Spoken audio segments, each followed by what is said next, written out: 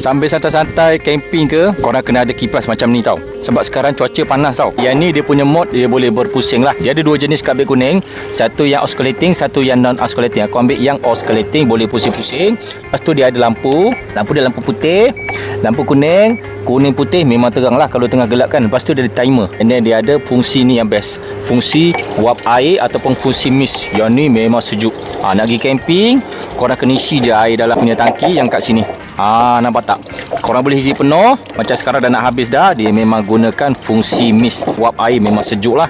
Camping, hiking, mancing, outdoor activity, dia punya bateri boleh tahan lama punya. Kalau korang tak nak pakai fungsi mist dia, yang ni best, korang boleh off fungsi mist dia. Lepas tu korang boleh guna mod gantung dekat kemah.